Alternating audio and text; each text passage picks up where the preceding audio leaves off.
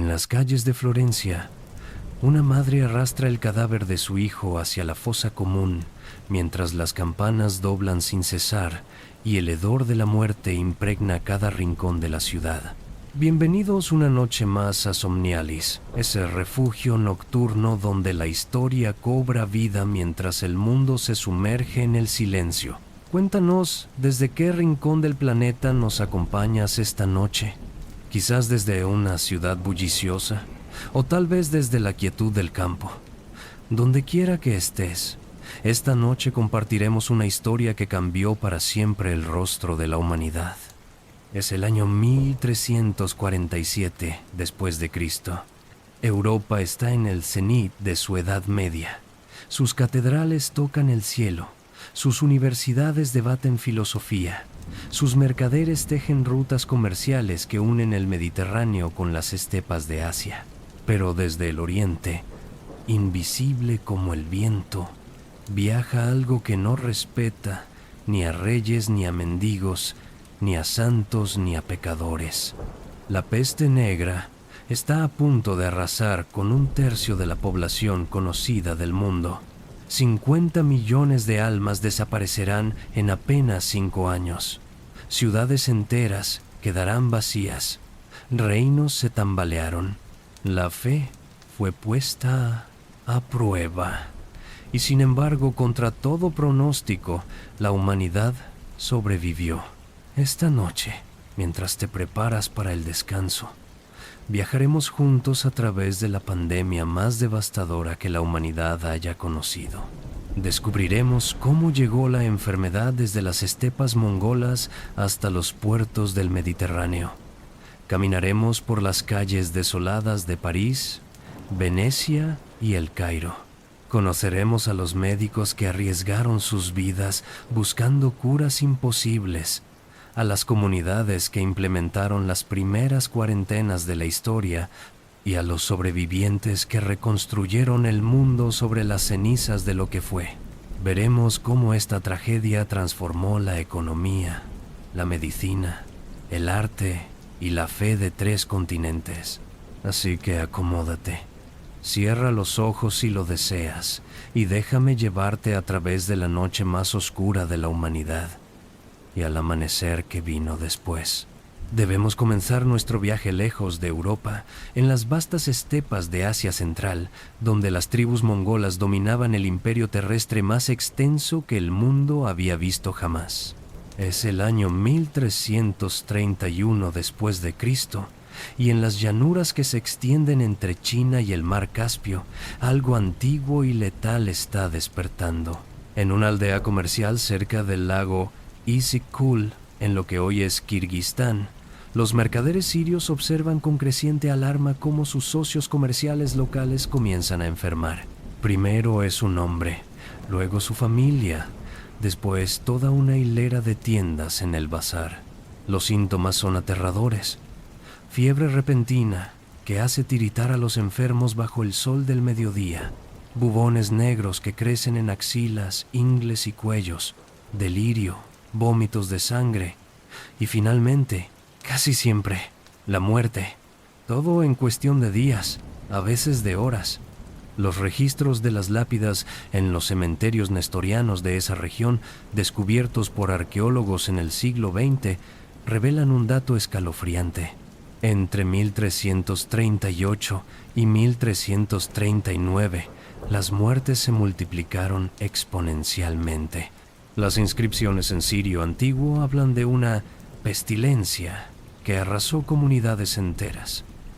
Pero, ¿de dónde había surgido esta enfermedad? La respuesta yace en la compleja ecología de las estepas asiáticas.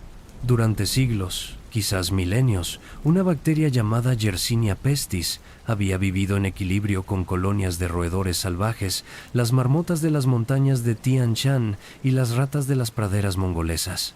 Estos animales y las pulgas que los habitaban eran portadores naturales de la bacteria, pero rara vez entraban en contacto sostenido con poblaciones humanas. Las comunidades nómadas de la región conocían el peligro. Sabían que no debían cazar ni comer marmotas que parecieran enfermas o se movieran con torpeza. Sin embargo, los primeros años del siglo XIV trajeron cambios dramáticos al clima global. Investigaciones paleoclimáticas modernas, basadas en el análisis de anillos de árboles y núcleos de hielo, han revelado que entre 1300 y 1350, Eurasia experimentó fluctuaciones climáticas extraordinarias, sequías prolongadas en algunas regiones, inundaciones en otras, inviernos más fríos de lo habitual. Estos cambios empujaron a las poblaciones de roedores salvajes hacia áreas donde los humanos almacenaban grano, creando el contacto fatal.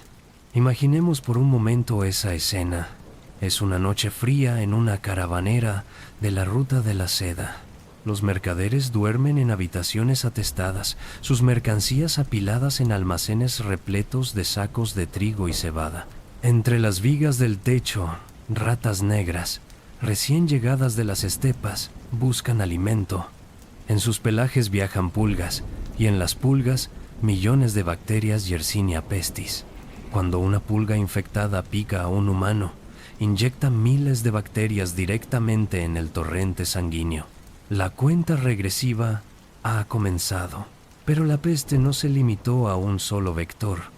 Los textos médicos chinos de la dinastía Yuan, que gobernaba China bajo dominio mongol en esa época, describen brotes de una enfermedad con síntomas similares en las provincias del sur entre 1333 y 1334.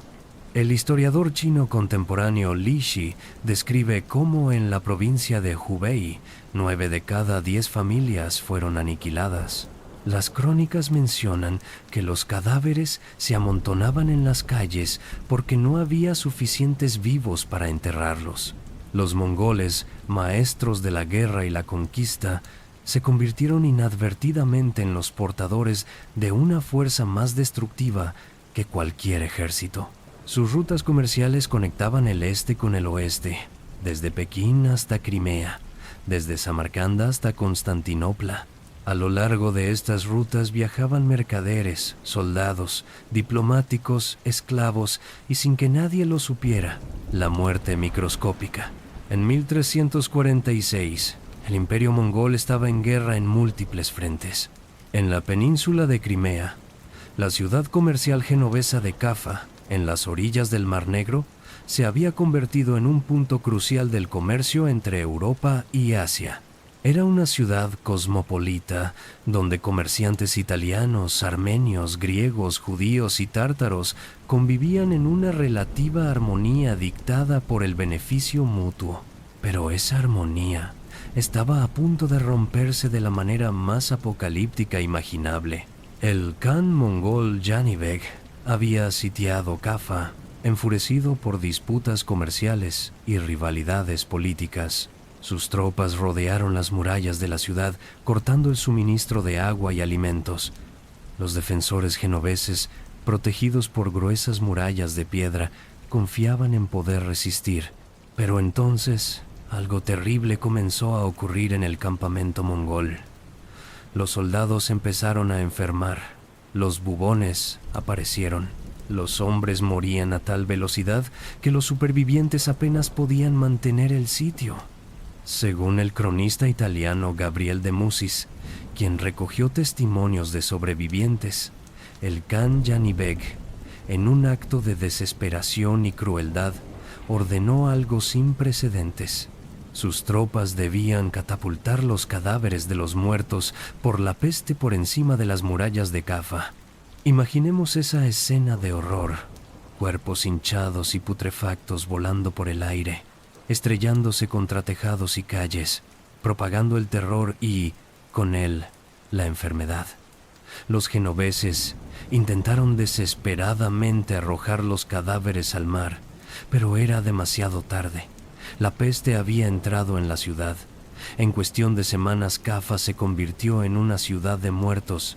Los sobrevivientes, en pánico, huyeron en barcos hacia el Mediterráneo, llevando consigo la enfermedad. Algunos viajaron a Constantinopla, otros a Mesina en Sicilia, otros a Marsella y Génova. Cada barco era una bomba de relojería biológica. Es importante entender que la peste no era una sola enfermedad, sino que se manifestaba en tres formas principales. La bubónica, la más común, se caracterizaba por los infames bubones, ganglios linfáticos inflamados que podían crecer hasta el tamaño de una manzana. La septicémica, cuando la bacteria invadía directamente el torrente sanguíneo, causaba gangrena en extremidades, oscureciendo la piel, de ahí el nombre muerte negra. Y la neumónica, la más letal y contagiosa, atacaba los pulmones y se transmitía por el aire mediante la tos, matando a casi todos los infectados en 1 o 2 días. Los médicos de la época, formados en las tradiciones galénicamente heredadas de la antigua Grecia y Roma, interpretaban la enfermedad a través de la teoría de los humores y los miasmas. Creían que la peste era causada por aires corruptos, por la conjunción de planetas malignos, por terremotos que liberaban vapores venenosos del interior de la Tierra. La Universidad de París, consultada por el rey Felipe VI de Francia sobre el origen de la pestilencia, concluyó solemnemente que una conjunción de Saturno, Júpiter y Marte en la casa de Acuario, ocurrida el 20 de marzo de 1345, había corrompido la atmósfera. Por supuesto, estaban completamente equivocados en cuanto al mecanismo, pero acertaban en algo. Reconocían que estaban enfrentando algo más allá de su comprensión, una fuerza que desafiaba todas sus categorías conocidas. Mientras tanto, en el mundo islámico, los observadores también registraban los primeros signos del desastre. El historiador sirio Ibn al-Wardi, quien más tarde moriría de la peste en Alepo, escribió: «Esta enfermedad es para los musulmanes un martirio y una recompensa, y para los infieles un castigo. Pero pronto descubriría que la peste no discriminaba entre fieles e infieles, entre justos y pecadores». Para cuando terminó el año 1347, la peste había llegado a Constantinopla, la gran capital del Imperio Bizantino. El emperador Juan VI Cantacuzeno, que además era historiador, dejó un relato desgarrador. La enfermedad atacaba de diferentes formas. Algunos desarrollaban un absceso en distintas partes del cuerpo. En muchos casos, vomitaban sangre sin previo aviso. Estos morían inmediatamente. La naturaleza de la enfermedad era tal que la muerte venía antes de que cualquier remedio pudiera aplicarse. Los vientos del este habían traído la muerte, y ahora esa muerte estaba a las puertas de Europa. Octubre de 1347. El puerto de Messina, en Sicilia, despierta bajo un cielo de otoño cristalino. Es un día como cualquier otro en esta próspera ciudad comercial, hasta que 12 galeras genovesas procedentes de Crimea atracan en el puerto. Los estibadores esperan para descargar las mercancías habituales, especias, sedas, pieles, pero cuando suben a bordo descubren una escena de pesadilla. La mayoría de los marineros están muertos o agonizantes, cubiertos de bubones negros, delirando con fiebre. Los pocos supervivientes apenas pueden sostenerse en pie. Las autoridades de Messina, aterrorizadas, ordenan inmediatamente que los barcos abandonen el puerto, pero es demasiado tarde. La enfermedad ya había saltado a tierra. En cuestión de días, los primeros casos aparecen entre los trabajadores portuarios y sus familias. En semanas, toda Messina está infectada. El cronista Michele da Piazza, testigo ocular de los acontecimientos, escribió: «La enfermedad era tal que quien la contraía no tenía esperanza de vida. El mal se comunicaba no solo por contacto, sino incluso por la mirada. Un hombre, simplemente mirando a otro que estaba enfermo, contraía la enfermedad y moría, de modo que confesor y confesado eran llevados juntos a la tumba.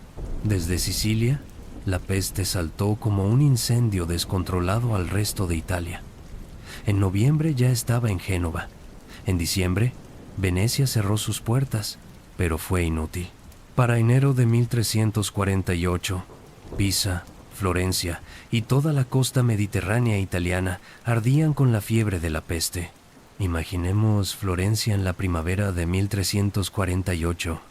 Esta ciudad, que había sido el corazón del Renacimiento temprano, con sus banqueros poderosos, sus artistas brillantes, sus calles llenas de comercio y vida, se transforma en una ciudad fantasma.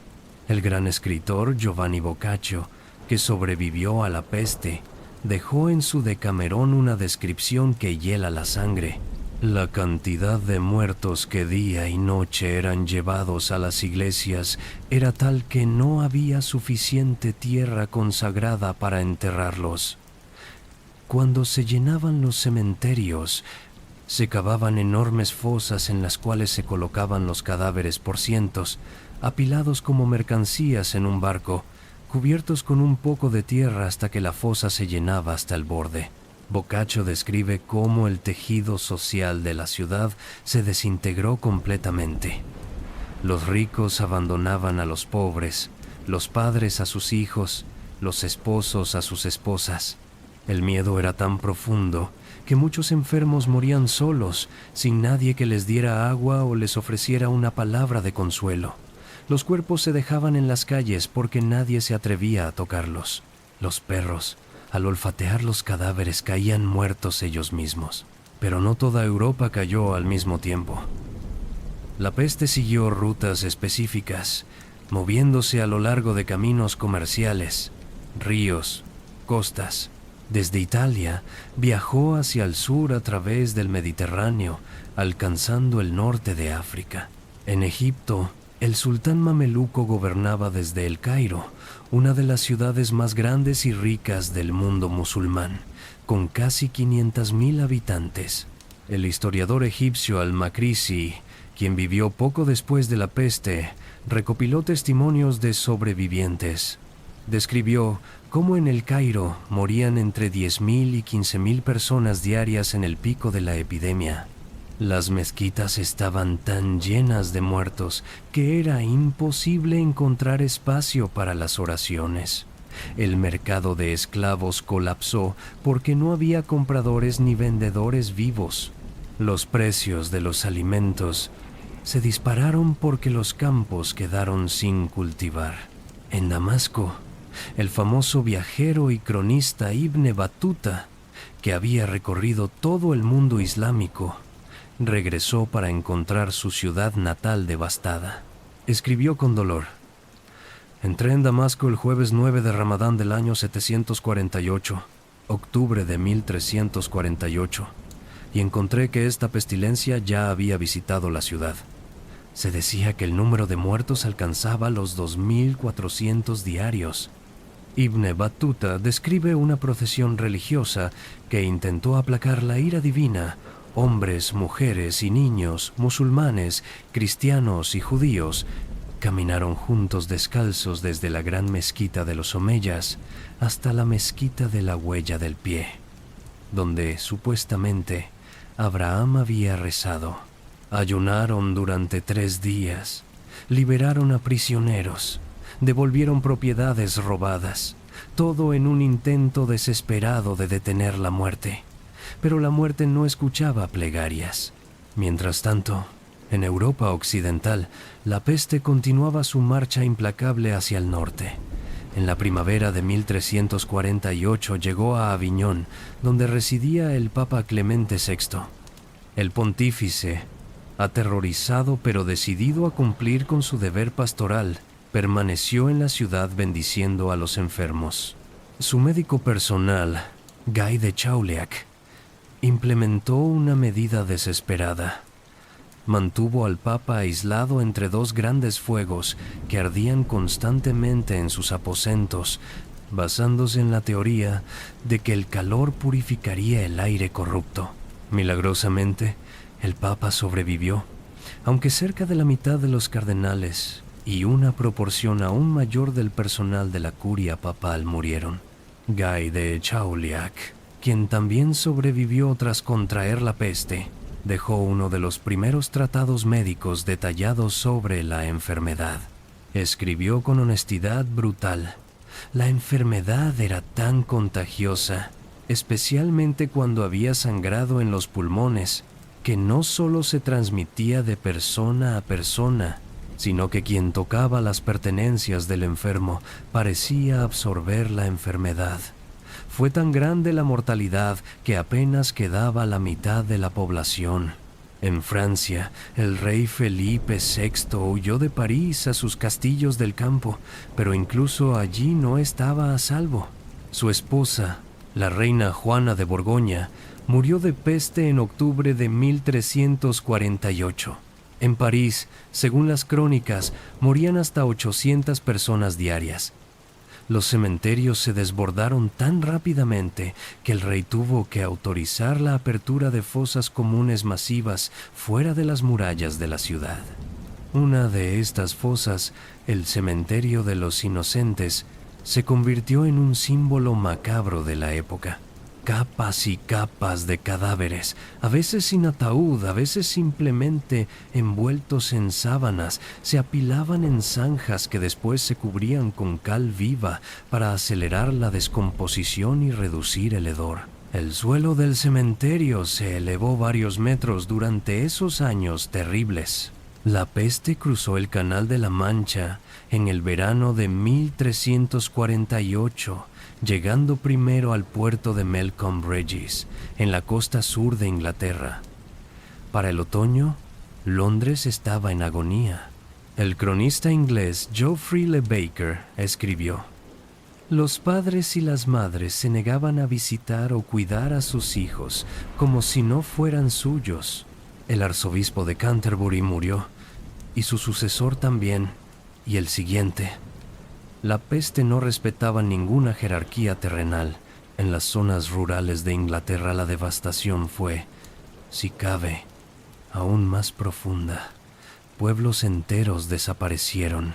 Los campos quedaron sin sembrar porque no había brazos para trabajarlos.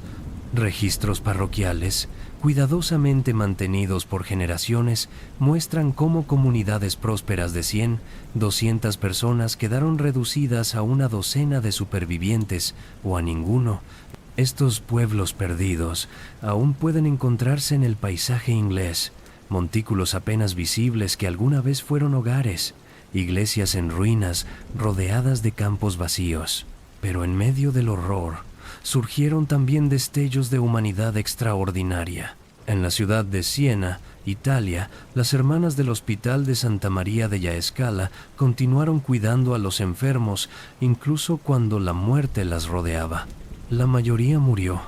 En Aviñón, los hermanos de la Orden de San Juan de Dios mantuvieron abiertas las puertas de sus hospitales cuando todos los demás médicos habían huido. Su tasa de mortalidad fue del 90%, pero no cerraron. En algunas comunidades surgieron respuestas más oscuras, la búsqueda de chivos expiatorios. Si la peste era un castigo divino, razonaban algunos, debía haber pecadores específicos que la hubieran provocado. Los judíos, perpetuamente marginados en la sociedad cristiana medieval, se convirtieron en blancos convenientes. En toda Alemania, Suiza y Francia, comenzaron a circular rumores de que los judíos habían envenenado los pozos para causar la peste. En Estrasburgo, en febrero de 1349, 2000 judíos fueron quemados vivos en una sola noche. En Mainz, 6000. En Colonia, en Basilea, en docenas de ciudades, se repitieron estas atrocidades. El Papa Clemente VI emitió 2 bulas papales denunciando estas persecuciones, señalando razonablemente que los judíos también morían de peste en las mismas proporciones que los cristianos, y que la enfermedad afectaba a regiones donde no había población judía. Pero sus palabras fueron ignoradas. Otros buscaron la salvación a través de la autoflagelación.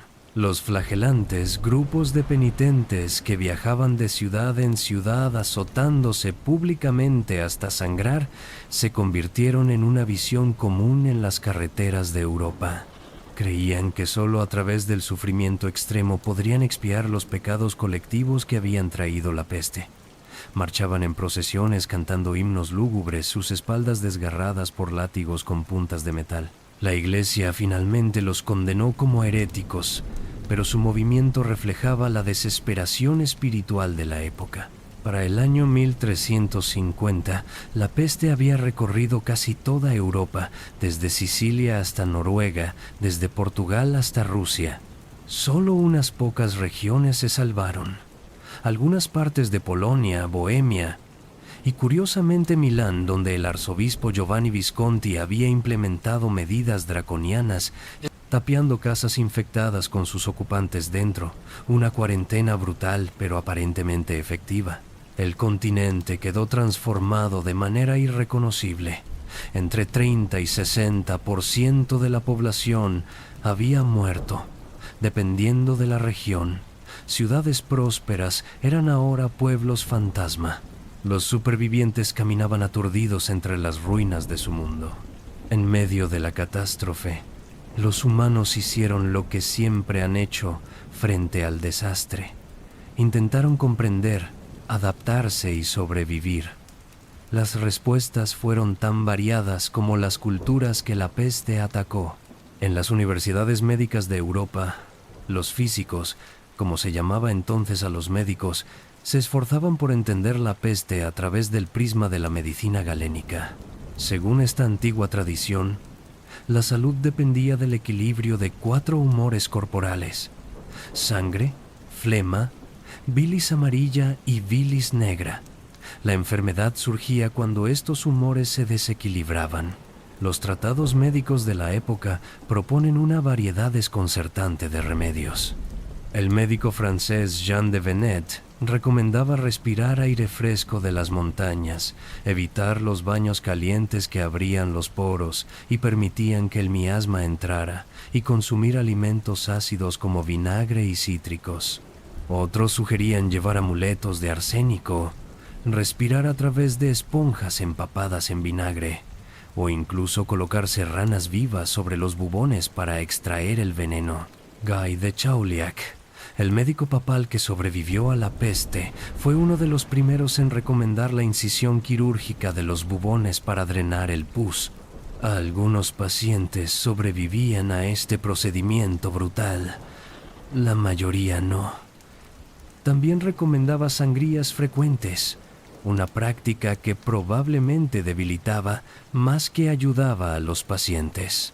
Los médicos de peste desarrollaron un atuendo distintivo que se volvería icónico: largas túnicas enceradas, guantes de cuero y sobre todo una máscara con un pico largo relleno de hierbas aromáticas, especias y esponjas empapadas en vinagre. La teoría era que estas sustancias filtrarían el aire corrupto. En realidad, la máscara probablemente proporcionaba alguna protección contra la transmisión por gotículas de la peste neumónica, aunque por razones que los médicos medievales no comprendían. En el mundo islámico, la respuesta médica se basaba en los escritos de Avicena e Hipócrates, traducidos y comentados extensamente. Los médicos árabes tendían a ser más sofisticados en su comprensión de la contagiosidad de la enfermedad. Ibn al-Jatib, médico y visir en Granada, escribió un tratado notable en 1349 en el que argumentaba contra la doctrina religiosa prevalente que la peste se transmitía por contagio directo entre personas. La existencia del contagio está establecida por la experiencia, escribió Ibn al-Jatib. Una persona sana que pasa la noche con un enfermo adquiere la enfermedad. La ropa, los vasos y los pendientes de una persona enferma pueden transmitir la enfermedad a quien los toca. Una casa puede ser afectada por la enfermedad y quedar abandonada, y quien entra en ella después contrae la enfermedad. Esta comprensión del contagio fue revolucionaria, aunque le costó cara a Ibn al-Jatib. Los teólogos ortodoxos lo acusaron de herejía, argumentando que solo Dios podía causar enfermedad y que sugerir que se transmitía de persona a persona negaba la voluntad divina. Años después, fue encarcelado y finalmente asesinado por sus enemigos políticos, que usaron sus escritos médicos como evidencia de blasfemia. Pero mientras los médicos debatían teorías, las autoridades cívicas comenzaron a implementar medidas prácticas que, aunque imperfectas, sentaron las bases de la salud pública moderna. Venecia fue pionera. En 1348, con la peste devastando la ciudad, el Gran Consejo de Venecia estableció 3 guardianes de salud pública con el poder de inspeccionar barcos entrantes y aislar a los enfermos. Para 1377, cuando la peste regresó, Venecia implementó la primera verdadera cuarentena. Todos los barcos que llegaban de puertos infectados debían anclar en islas separadas durante 40 días, la 40 giorni que dio nombre a la práctica, antes de permitir que su tripulación o carga entrara en la ciudad. Imaginemos la escena. Un capitán mercante, después de semanas de viaje desde Alejandría, ve finalmente las torres de Venecia en el horizonte, pero en lugar de un recibimiento cálido, es interceptado por galeras armadas que lo escortan a la isla de Santa María di Nazaret, un lazareto donde él y su tripulación permanecerán en aislamiento durante 40 largos días. Si alguno enferma durante ese tiempo, el reloj se reinicia. Es frustrante, costoso, pero salva vidas. Otras ciudades italianas copiaron rápidamente el modelo veneciano. Ragusa, en la costa de Dalmacia, implementó cuarentenas aún más estrictas. Marsella construyó lazaretos elaborados en islas cercanas. Lentamente, dolorosamente, Europa estaba aprendiendo que el aislamiento funcionaba, incluso si no entendían exactamente por qué. En las zonas rurales, las respuestas fueron diferentes pero igualmente innovadoras. En el pueblo inglés de Eyam, en Derbyshire, ocurrió uno de los actos de sacrificio colectivo más extraordinarios de la historia. En septiembre de 1665, cuando una nueva ola de peste llegó a Inglaterra, siglos después de la primera, el párroco del pueblo, William Mompesson, convenció a todos los habitantes de autoaislarse completamente, no permitiendo que nadie entrara o saliera del pueblo para evitar propagar la enfermedad a las comunidades vecinas. Durante más de un año, los habitantes de Eyam permanecieron en su pueblo mientras la peste los diezmaba. Las aldeas vecinas dejaban alimentos y suministros en puntos designados en las afueras, que los habitantes de Eyam recogían después de dejar monedas desinfectadas en vinagre como pago. De 260 habitantes, 160 murieron. Pero su sacrificio salvó innumerables vidas en la región circundante. No todas las respuestas fueron racionales o efectivas. En toda Europa surgió una obsesión con los olores y las fumigaciones. Se creía que los olores fuertes podían combatir el miasma, así que las calles se rociaban con vinagre, se quemaba incienso constantemente en las iglesias, y los ricos llevaban pomandas, pequeñas bolas de plata llenas de especias aromáticas que colgaban de sus cinturas. Algunos médicos recomendaban que los enfermos pasaran tiempo en las letrinas, respirando los vapores pútridos, bajo la teoría de que lo similar cura lo similar, y que los malos olores de los desechos humanos combatirían los malos olores de la peste. Innecesario decir que esto no ayudaba. La religión proporcionó tanto consuelo como confusión. En toda la cristiandad, las iglesias estaban llenas de fieles rezando por salvación, haciendo votos, ofreciendo reliquias. San Sebastián y San Roque, que según la tradición habían sobrevivido a plagas en la antigüedad, se convirtieron en santos patronos especialmente venerados contra la peste. Sus imágenes aparecían en innumerables pinturas y esculturas de la época, a menudo mostrando sus propios bubones, milagrosamente curados por intervención divina. En el mundo islámico, la respuesta teológica fue diferente pero igualmente compleja.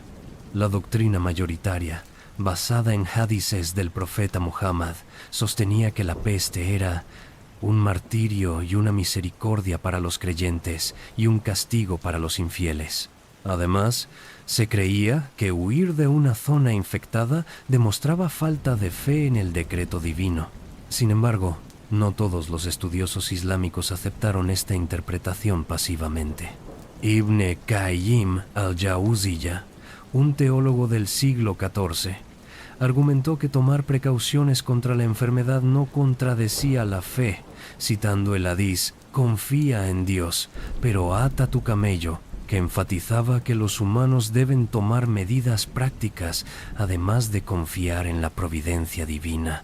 En China, donde la peste también causó estragos, aunque los registros son más fragmentarios, los médicos tradicionales emplearon una combinación de hierbas, acupuntura y aislamiento. Los textos médicos chinos de la dinastía Ming describen el uso de artemisia, crisantemo y otras hierbas en tratamientos que, aunque no curaban la peste, quizás proporcionaban algún alivio sintomático. Curiosamente, algunas comunidades desarrollaron inmunidad parcial tras la exposición repetida.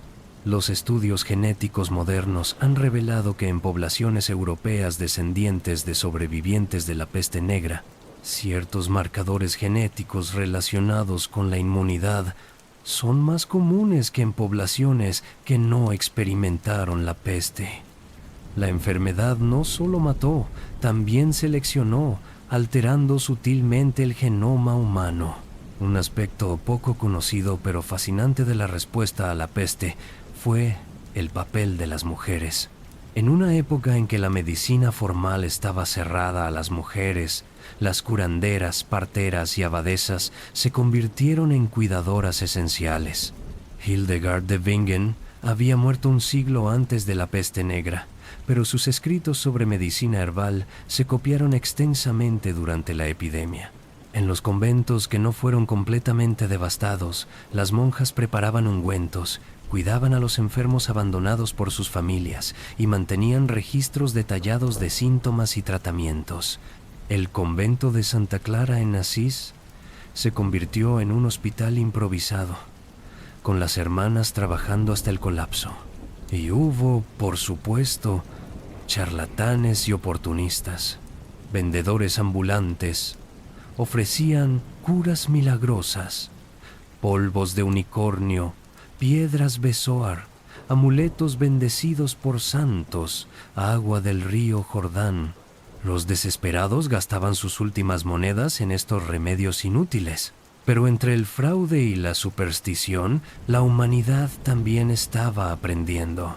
Estaba aprendiendo que el aislamiento funcionaba, que la limpieza importaba, que las epidemias seguían patrones. Estas lecciones, pagadas con millones de vidas, se convertirían en los cimientos de la epidemiología moderna. Para los que sobrevivieron a la peste negra, el mundo de 1350 era fundamentalmente diferente al de 1347. No solo por los millones de muertos, sino porque cada aspecto de la vida, desde la economía hasta las relaciones personales, había sido transformado. Imaginemos a una campesina inglesa llamada Agnes, un nombre común en la época. Antes de la peste, Agnes era una sierva vinculada a la tierra de su señor, sin derecho a abandonar la aldea, obligada a trabajar 3 días a la semana en los campos del señor sin pago y a entregar una porción de su propia cosecha como renta. Su vida estaba circunscrita, predecible, opresiva. Luego llegó la peste. El señor murió. Su hijo heredero murió. La mayoría de los otros siervos murieron.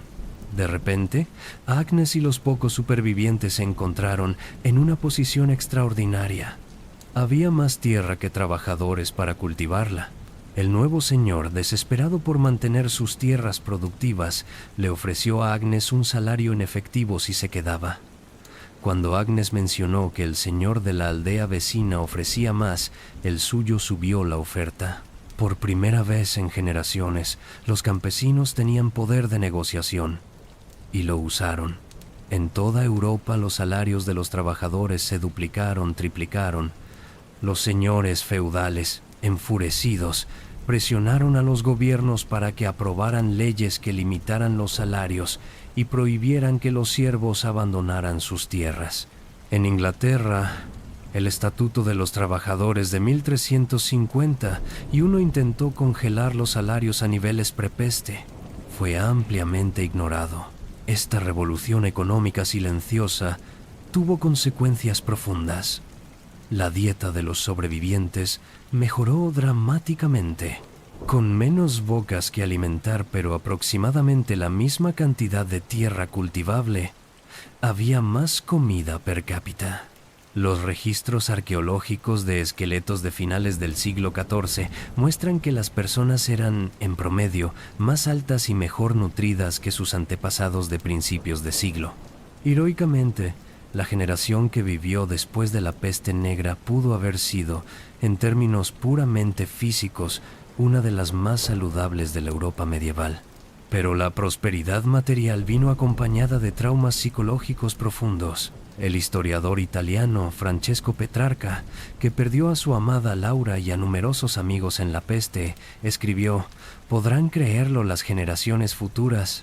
Ha habido un tiempo en el que, sin el diluvio, sin fuego del cielo, sin guerras, sin otras calamidades visibles, no esta o aquella parte de la tierra, sino casi toda la tierra quedó desierta. ¿Cuándo se ha visto semejante cosa?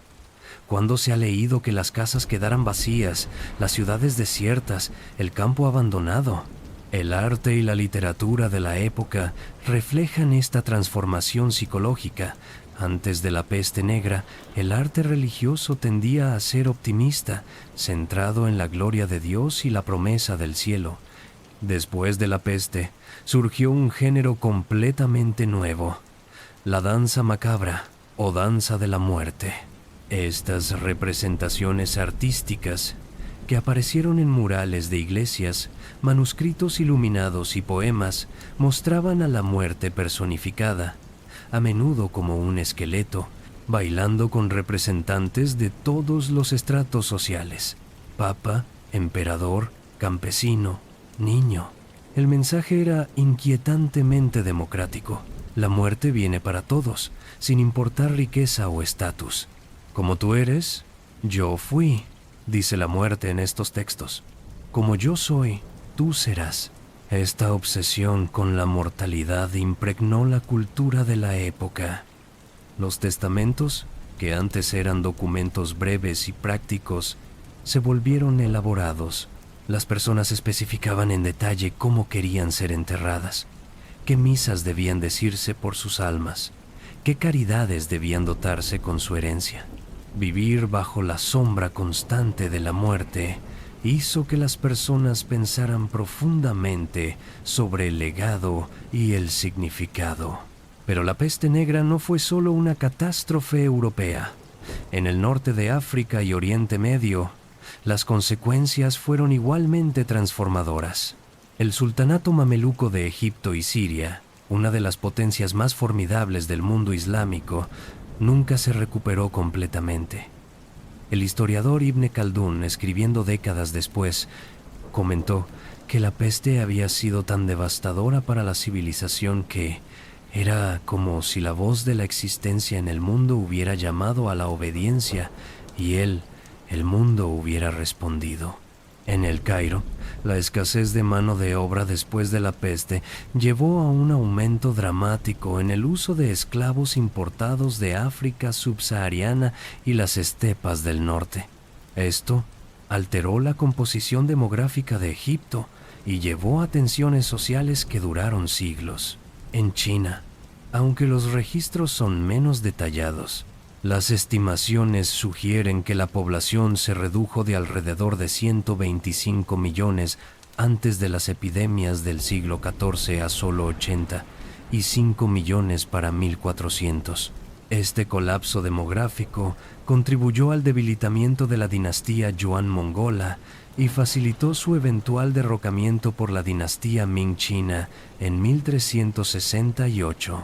Para los individuos, las cicatrices eran tanto físicas como emocionales. Los sobrevivientes de la peste a menudo quedaban marcados de por vida Aquellos que habían tenido la peste bubónica y sobrevivido, frecuentemente conservaban cicatrices profundas donde habían estado los bubones. Algunos habían perdido dedos o extremidades enteras a la gangrena de la peste septicémica. Psicológicamente, muchos experimentaron lo que hoy reconoceríamos como trastorno de estrés postraumático. Los cronistas describen a personas que vagaban sin rumbo, incapaces de reconstruir sus vidas. Otros se volvieron hacia los placeres inmediatos, adoptando una filosofía de comamos y bebamos, porque mañana moriremos. Boccaccio describe en el Decamerón a jóvenes que abandonan Florencia infectada para refugiarse en el campo, donde pasan el tiempo contando historias, muchas de ellas escandalosamente hedonistas para los estándares medievales. Las instituciones religiosas también fueron transformadas. La Iglesia Católica había perdido entre 1/3 y la mitad de su clero. Los que murieron eran a menudo los más devotos, los que se habían quedado para administrar los sacramentos a los moribundos. Los que sobrevivieron o fueron ordenados rápidamente para llenar los vacíos a menudo tenían menos educación y menos vocación genuina. Esta disminución en la calidad del clero contribuyó a un creciente escepticismo sobre la autoridad de la Iglesia. Si la Iglesia no podía proteger a sus fieles de la peste, si las oraciones no detenían la muerte, si los sacerdotes huían mientras los enfermos morían sin confesión, entonces, ¿cuál era el valor real de la jerarquía eclesiástica? Estas dudas plantaron semillas que germinarían en la Reforma Protestante 150 años después. Las universidades también cambiaron. La Universidad de Bolonia perdió una proporción significativa de sus profesores y estudiantes. Oxford y Cambridge cerraron temporalmente. Cuando reabrieron, había un nuevo énfasis en la medicina práctica y la observación empírica, movimientos que eventualmente contribuirían al nacimiento de la ciencia moderna. En las ciudades, el poder político se redistribuyó. Los gremios de artesanos, ahora compuestos por trabajadores que podían exigir salarios más altos, ganaron influencia política. En Florencia, esto contribuyó al ascenso de familias mercantiles como los Medici, que financiaron el Renacimiento. En las ciudades de Flandes, los tejedores y tintoreros ganaron representación en los consejos municipales. Pero quizás el cambio más profundo fue en la percepción que las personas tenían de su lugar en el mundo. Antes de la peste, la mayoría de los europeos vivían en una sociedad altamente jerarquizada, donde el estatus era fijo desde el nacimiento. Después de la peste, la movilidad social se volvió posible. Un campesino inteligente podía convertirse en mercader. Un mercader exitoso podía aspirar a la nobleza menor. Esta nueva fluidez social aterrorizaba a las élites tradicionales, pero energizaba a las clases emergentes. El mundo medieval, con su rígida estructura de 3 órdenes, los que rezan, los que luchan y los que trabajan, estaba comenzando a resquebrajarse. En sus grietas crecían los primeros brotes del mundo moderno. La peste negra de 1347 a 1353 no fue un evento único, sino el comienzo de un ciclo que duraría siglos. La peste regresó en oleadas sucesivas, cada una menos mortal que la anterior, pero cada una trayendo nuevo terror y nueva muerte. La primera reaparición importante fue entre 1363 y 1364. Esta segunda peste fue conocida como la peste de los niños, porque atacó principalmente a los que habían nacido después de la primera epidemia y no tenían inmunidad. Imaginemos el horror de los padres que habían sobrevivido a la primera peste, que habían reconstruido sus vidas, que habían tenido nuevos hijos, solo para ver a esos niños morir en masa de la misma enfermedad que había matado a sus hermanos mayores. El cronista francés Jean Froissart describió esta segunda peste con palabras desgarradoras.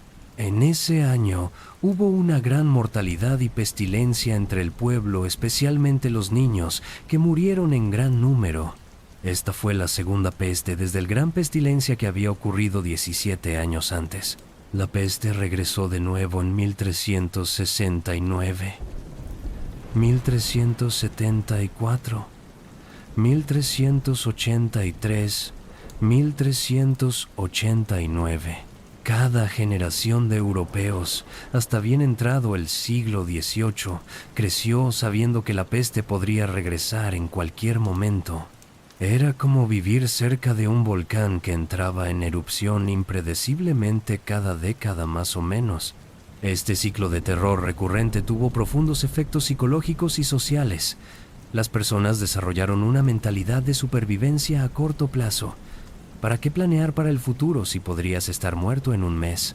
Esta actitud fomentó tanto el hedonismo, el vivir el momento, como una religiosidad intensificada, el buscar salvación mientras aún había tiempo, pero también estimuló la innovación.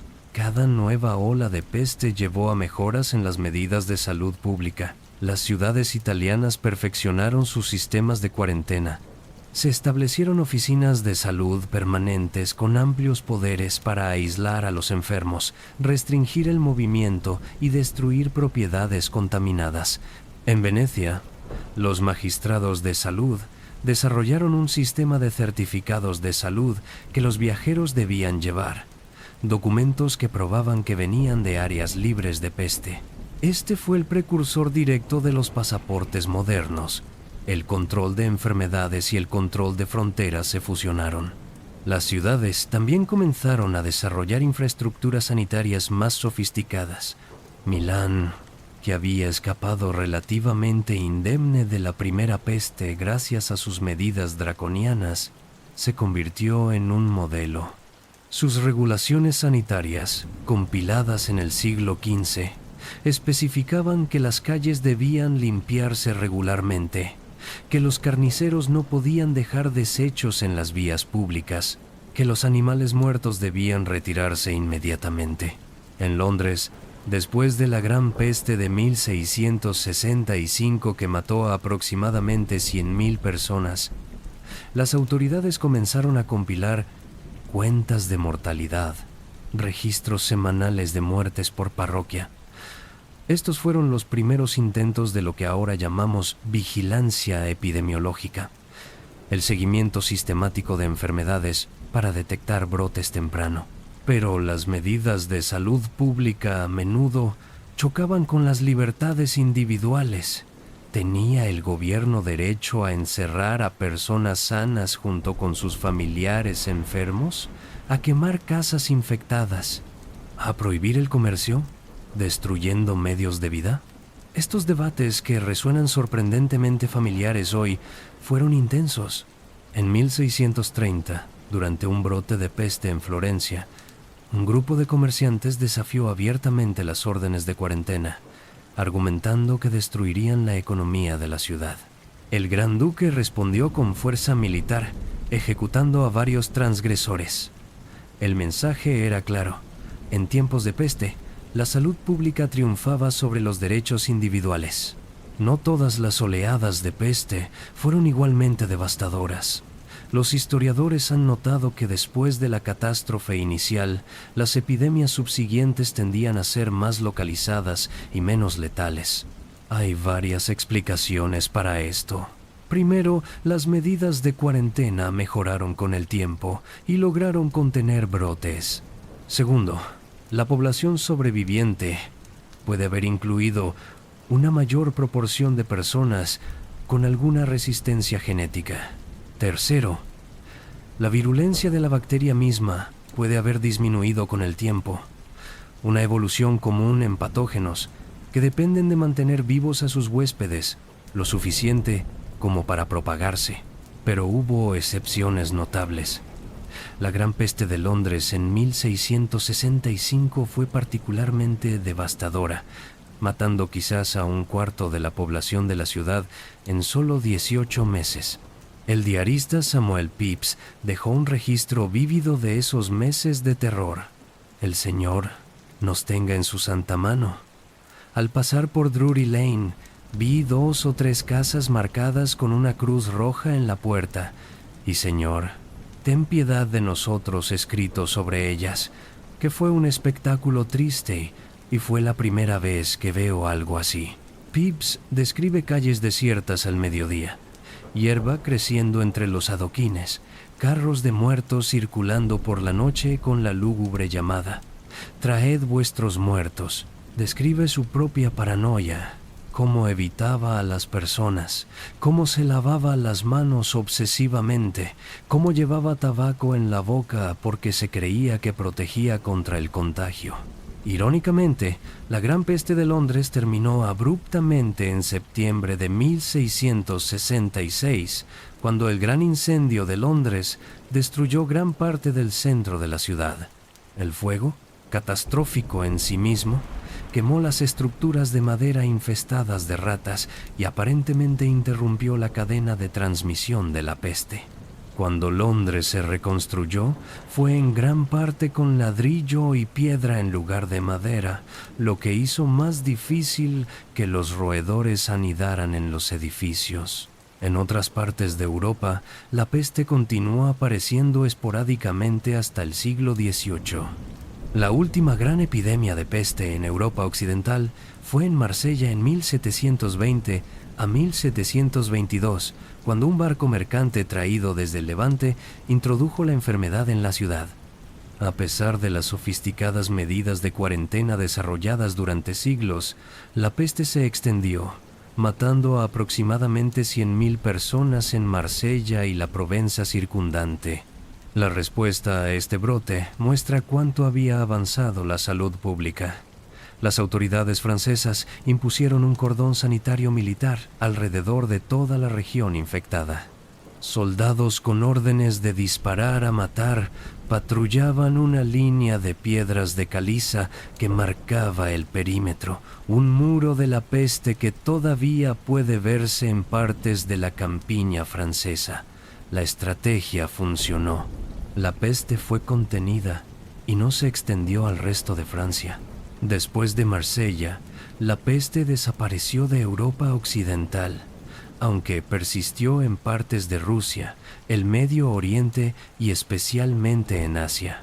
La última gran pandemia de peste fue la llamada Tercera Pandemia, que comenzó en Yunnan, China, en 1855 y se extendió por todo el mundo a través de rutas de navegación a vapor, llegando a Hong Kong, Bombay, San Francisco y otras ciudades portuarias. Esta pandemia mató a aproximadamente 12 millones de personas, la mayoría en India y China. Pero para entonces, la ciencia médica había avanzado lo suficiente como para finalmente entender la peste. En 1894, el bacteriólogo Alexandre Yersin, trabajando en Hong Kong, identificó la bacteria causante, que fue nombrada Yersinia pestis en su honor. Poco después, Paul Louis Simon descubrió que las pulgas de rata eran el vector principal. Por primera vez en la historia, la humanidad entendía realmente qué era la peste negra y cómo se propagaba. Este conocimiento llevó al desarrollo de vacunas y, crucialmente, antibióticos.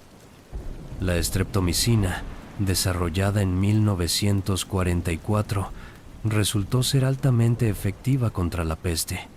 Hoy, con tratamiento antibiótico temprano, la tasa de supervivencia de la peste bubónica es superior al 90%.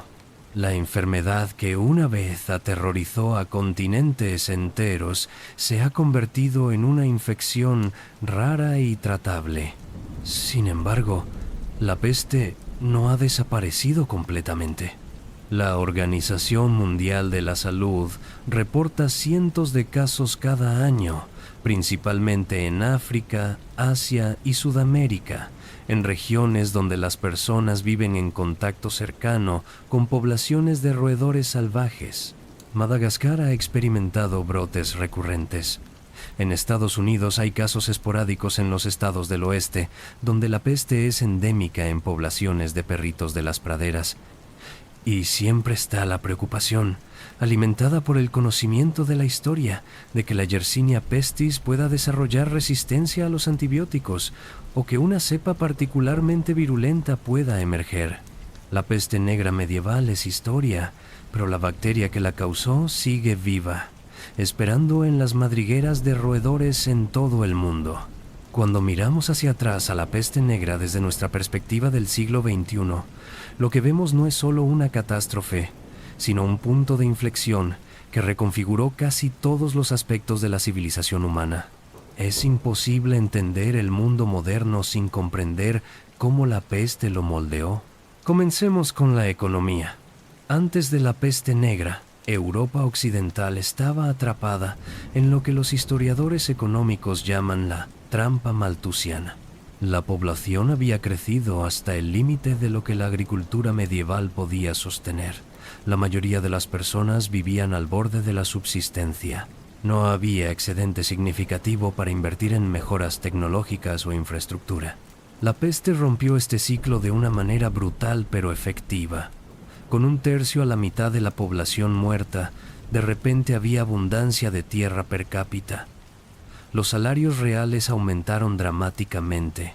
Con salarios más altos, los trabajadores podían permitirse comprar bienes manufacturados, estimulando el comercio y la artesanía. Los artesanos, con mayor demanda para sus productos, tenían incentivos para mejorar sus técnicas y herramientas. Este fue el comienzo de un círculo virtuoso de innovación y crecimiento económico. Los historiadores económicos han argumentado que sin la peste negra o algo similar que redujera la población, Europa podría haber permanecido estancada en la economía de subsistencia medieval durante siglos más. Consideremos un ejemplo específico: la imprenta. Johannes Gutenberg inventó su imprenta de tipos móviles alrededor de 1450.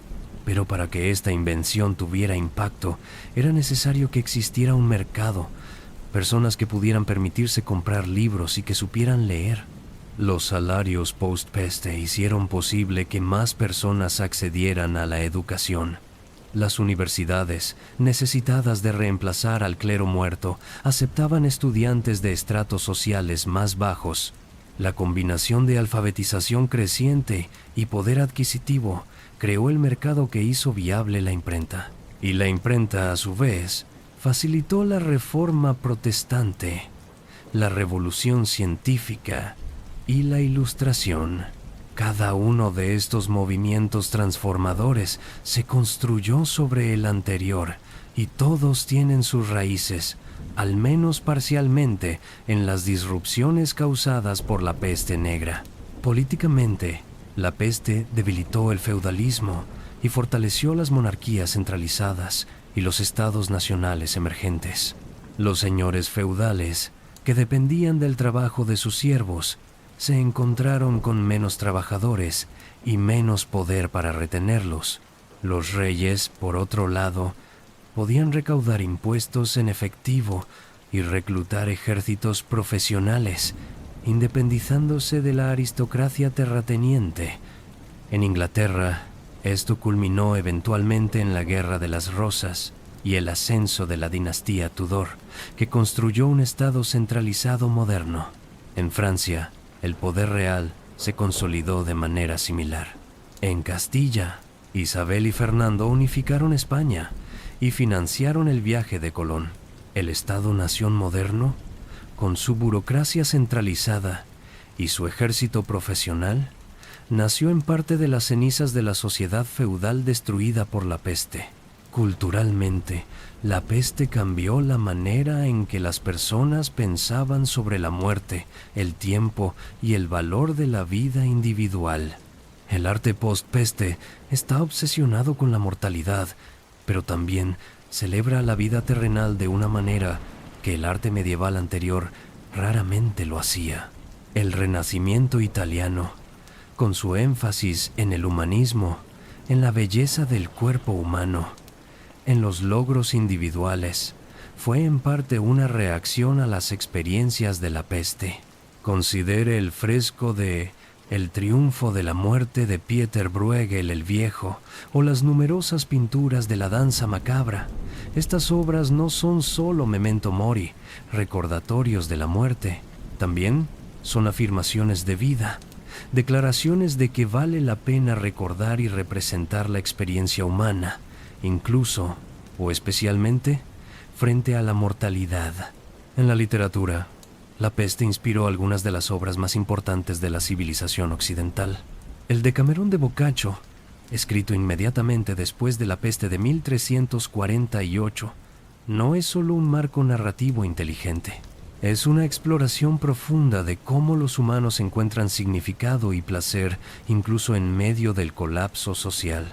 Las historias que sus personajes cuentan, a menudo cómicas, a veces obscenas, siempre humanas, son una afirmación de que la vida continúa, que la alegría es posible, que contar historias nos conecta a través del abismo de la mortalidad. En la medicina, la peste negra fue paradójicamente tanto un fracaso catastrófico como un catalizador para el progreso. Demostró la completa insuficiencia de la medicina medieval, pero también forzó a los médicos a observar, registrar y experimentar de maneras sin precedentes. Los tratados médicos sobre la peste son algunos de los primeros documentos de epidemiología moderna, intentos sistemáticos de rastrear la propagación de enfermedades y evaluar la efectividad de intervenciones. Las medidas de cuarentena desarrolladas durante las epidemias de peste sentaron las bases de la salud pública moderna. La idea de que el gobierno tiene el deber y el derecho de intervenir para proteger la salud de la población, incluso si eso significa restringir libertades individuales, surgió de las respuestas a la peste. Esta es una herencia profundamente ambigua, fuente tanto de intervenciones salvavidas como de abusos autoritarios, pero innegablemente fundamental para el mundo moderno. En las ciencias sociales, la peste negra se ha convertido en un caso de estudio crucial para entender cómo las sociedades responden a las catástrofes. Los sociólogos han estudiado cómo se desintegran y se reconstruyen los vínculos sociales. Los economistas han modelado los efectos de shocks demográficos masivos. Los epidemiólogos han analizado patrones de transmisión para informar respuestas a pandemias modernas. De hecho, durante la pandemia de COVID-19 que comenzó en 2020, los historiadores de la peste negra se encontraron en alta demanda. Las paralelas eran inquietantemente obvias: una nueva enfermedad que se propaga rápidamente por todo el mundo, sistemas médicos abrumados, debates feroces sobre cuarentenas y restricciones, teorías conspirativas sobre los orígenes de la enfermedad, búsqueda de chivos expiatorios. Incluso después de 700 años, estábamos reviviendo patrones establecidos durante la peste negra. Pero hay diferencias cruciales. Cuando la peste negra golpeó, la humanidad no tenía idea de qué la causaba. Tomó 5 siglos antes de que finalmente identificáramos la bacteria. Con COVID-19, el genoma del virus fue secuenciado en semanas, las vacunas desarrolladas en meses. El progreso científico que comenzó, en parte, como respuesta a la peste negra, finalmente nos dio las herramientas para responder mucho más efectivamente a nuevas pandemias. Sin embargo, la peste negra también nos enseña humildad. Una de las civilizaciones más avanzadas de su tiempo, con siglos de tradición médica, universidades florecientes y redes comerciales que abarcaban continentes, fue completamente impotente frente a una bacteria microscópica.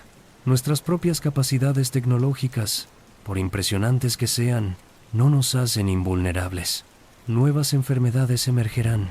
Algunas serán controlables, otras podrían no serlo. Quizás la lección más profunda de la peste negra no es sobre la enfermedad en sí, sino sobre la resiliencia humana.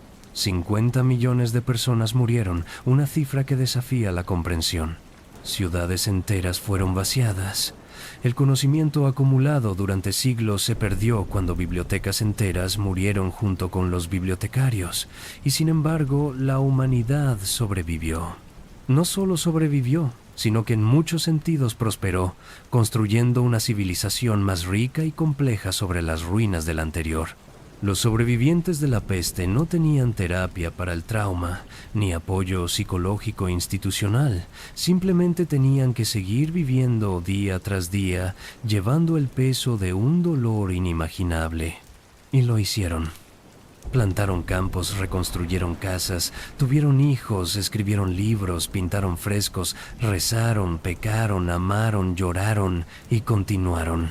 En los registros parroquiales de toda Europa, en los años inmediatamente posteriores a la peste negra, vemos algo conmovedor, un pico en matrimonios y nacimientos.